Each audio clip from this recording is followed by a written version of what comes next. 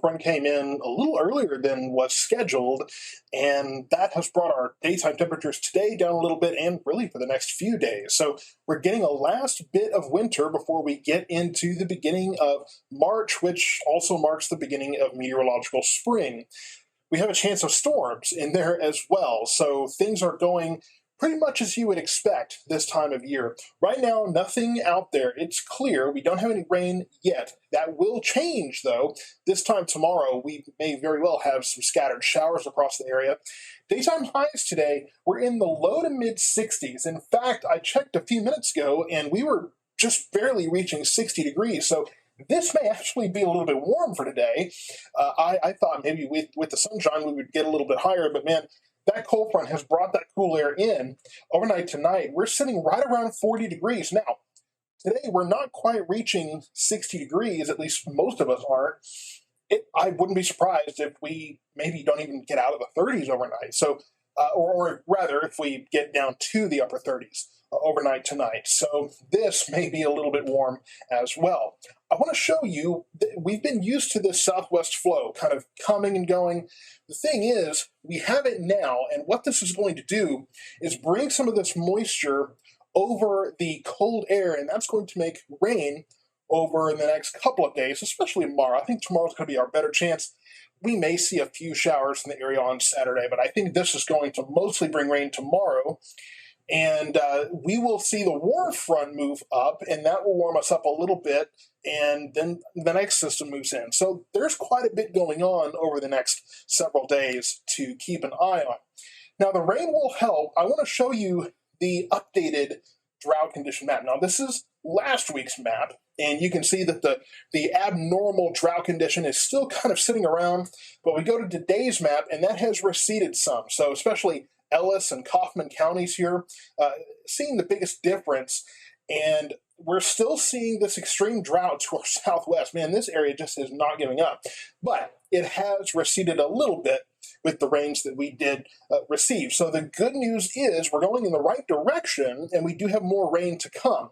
So this should help if we can just continue to eat away at these drought conditions. The closer we get to summer, hey, that's going to be a great thing. And I know the creek nearby me, right here in my part of Ellis County, has stayed higher than usual for a while now. So if we can keep getting the rain in here, that will definitely help to get us in a good position before we get into summer. So I want to show you the number of things that are going on. Of course, here's the cold front that just came through, and that is moving off to the east. This denotes that southwesterly flow that will be bringing that moisture into our area that will bring rain over the next day or two. And then our next system off to the west. Now, the storms from this one may be a little bit more potent, and that will arrive Sunday night. Now, if you follow any storm chasers on social media, they are talking a lot about this setup. This is Sunday night, and this is the potential for severe weather. So from western Texas all the way up to Kansas City here, you have a relatively low risk. The higher risk, of course, being from the parts of the Texas Panhandle through central Oklahoma into southern Kansas. And any storm chaser is going to love this setup because it's a plain setup. But here's Dallas, here is Ellis County, Johnson, Hill, and Navarro. So this is our area here, and not really included. Now, that doesn't mean that can't change, and sometimes the speed of the system, sometimes the exactly where things line up can change that. So I'll be keeping an eye on this as we get closer. The next couple of days we'll know more about what these areas are actually expecting, but this is the kind of setup that storm chasers love to watch. So what I want you to understand is that while these areas will be watching closely for the chance of severe weather, doesn't look like it's going to impact our area much. So there's a lot of social media buzz, but it doesn't look like it applies much to our particular area. So here's the forecast. We had that cold front this morning. It is breezy out there with that north wind.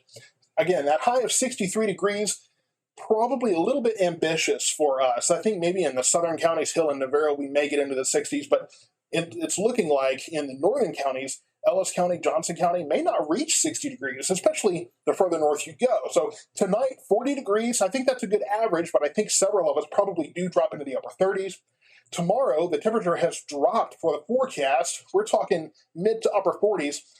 I was talking to Evan Andrews in Dallas this morning, who dropped his, I believe, down to the low 40s. So there's some different schools of thought. I'm thinking we will warm up a little bit beyond 45 degrees. I think we get a little bit above that. Maybe may not be long, and it may not be all of us, but I think that generally we'll be in the mid to upper 40s tomorrow. Then Friday night, we don't drop off much. Now, we're going to have cloud cover. That will help to hold in any of that daytime heating that we get and keep our temperatures relatively stable. The other thing is we're going to have this warm front coming in. So the cold front that came in today will stall out south of us and lift northward, so that will bring warm air. And most of the day Saturday, we're staying pretty cool, and the cloud cover will help us keep cool as well. But again, the cloud cover will keep the warmth in, so we won't drop much overnight Saturday night. Plus, we'll have that warm air coming in. And then Sunday, we're much warmer, 74 degrees. But Sunday night, we will be watching for that next system to bring showers and thunderstorms to our area. The latest models that I've seen look like it's going to be pretty intense to our west. And by the time it gets here, start falling apart. But time will tell. I'll keep an eye on that. Sunday night, we're in the low 50s, and then we get a little bit cooler for Monday, but not a whole lot cooler. And then Tuesday and Wednesday, we're back in the mid-70s.